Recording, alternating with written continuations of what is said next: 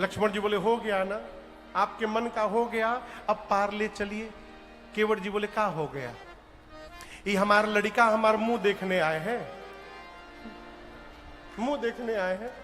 राम जी आप ध्यान नहीं दिए, अंतिम बार जब मैं पी रहा था ना, अंतिम बार ये हमारा छोटका टुनुआ जो है, मैं पी रहा था तो हमको ऐसे करके देख रहा था प्रभु, मुंह खोल के।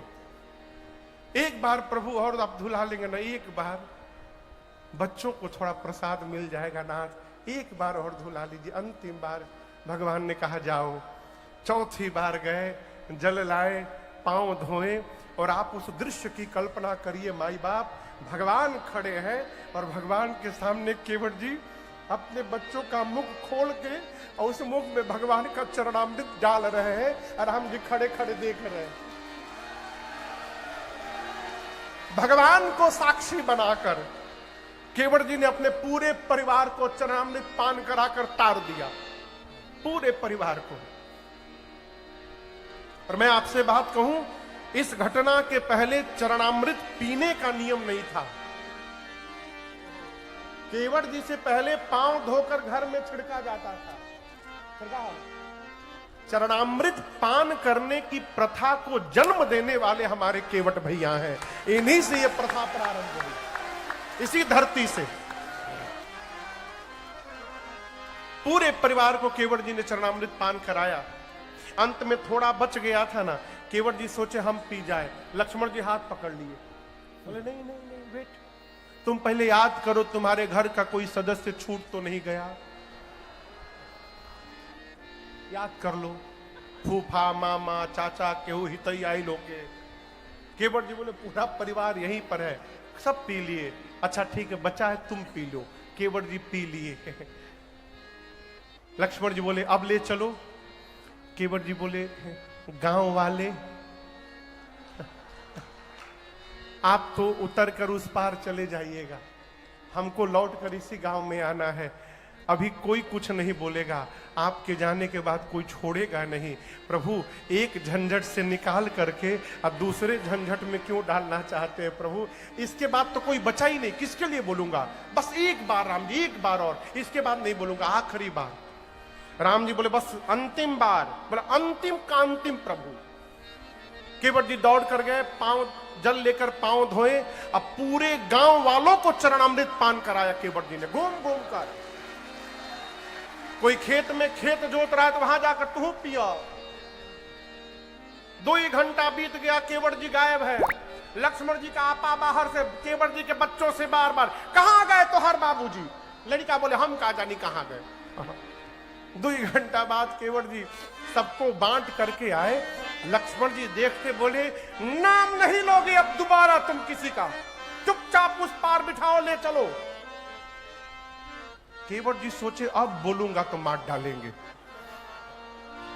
केवट जी लक्ष्मण जी के पास गए ही नहीं, राम जी के पास गए और जाकर बोले प्रभु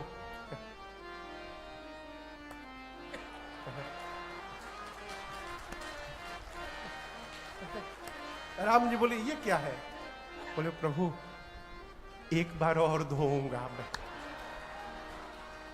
राम जी बोले केवट बहुत हो गया, कब से हम लोग खड़े हैं, अब किसके लिए धोओगे तुम? पार जाना है। केवट जी बोले प्रभु आपसे पहले कई लोग पार जाने के लिए खड़े हैं। राम जी बोले दिखाई तो कोई नहीं दे रहा है।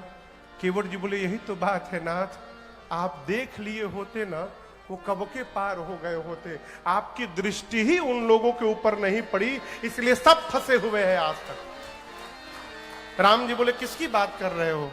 केवट जी बोले हम अपने पितरों की बात कर रहे हैं नाथ, सब फंसे हुए हैं। जो स्वाद मेरी जिह्वा को मिला है वही स्वाद मैं आज अपने बाबूजी को देना चाहता हूँ, अपने बाबा को देना चाहता हूँ। प्रभु एक बार और धुलवा लीजिए। राम जी ने अनुमति दी और दर्शन करिए।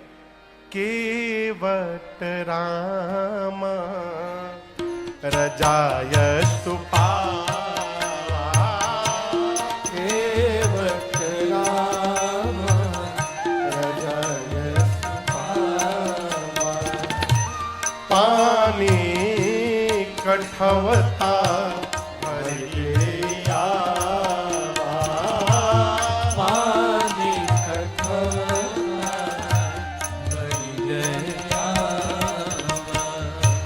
अति आनंद उमगी अनुरागा, अति आनंद उमगी अनुरागा,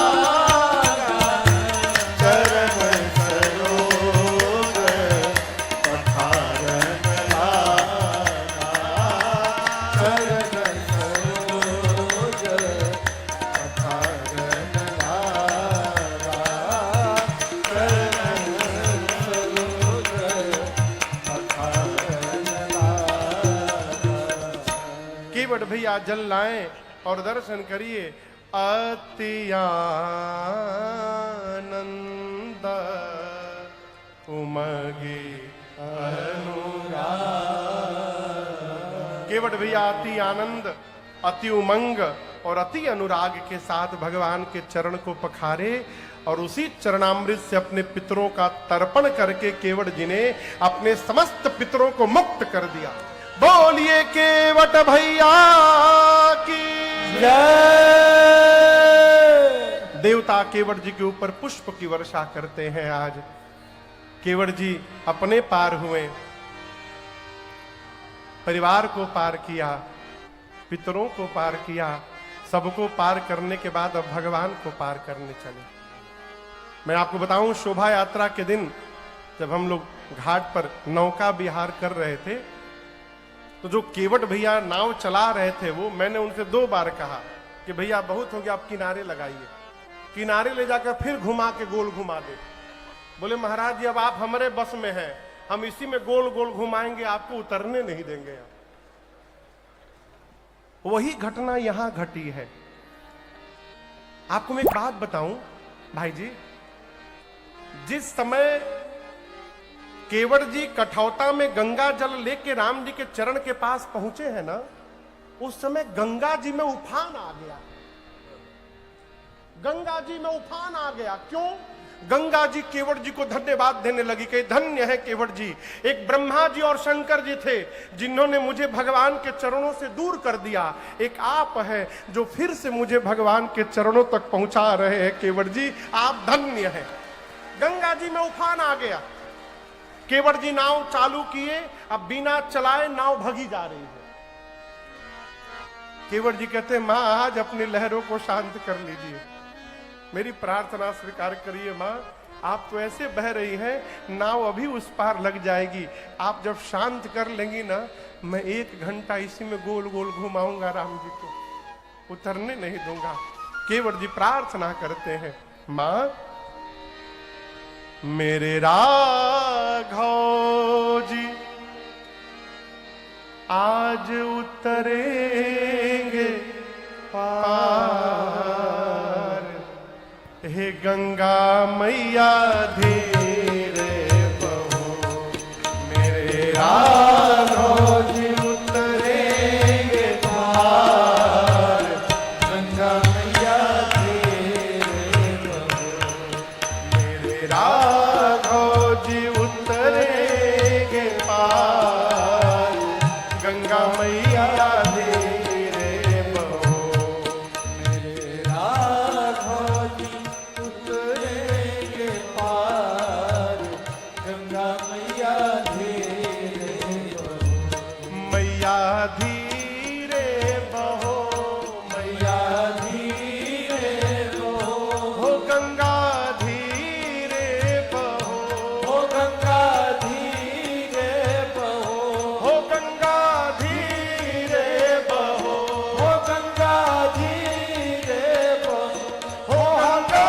धीरे बहो, गंगा धीरे बहो, हौले हौले बहो, हौले हौले बहो, मेरे राघव जी उतरेंगे पार, गंगा मैया धीरे बहो, मेरे राघव जी उतरेंगे पार, गंगा मैया धीरे बहो।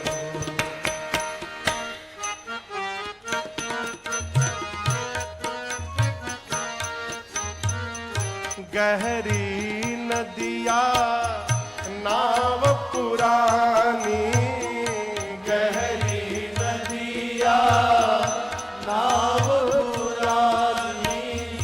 चले पुरवैया न गति ठहरानी, चले पुरवैया न गति ठहरानी। मेरे प्रियतम, हाँ मेरे प्रियतम बड़े सुकुमार, गंगा मैया धीरे बहो। मेरे प्रियतम बड़े सुकुमार, गंगा मैया धीरे बहो। मेरे राघव जी उतरेंगे पार, गंगा मैया धीरे बहो।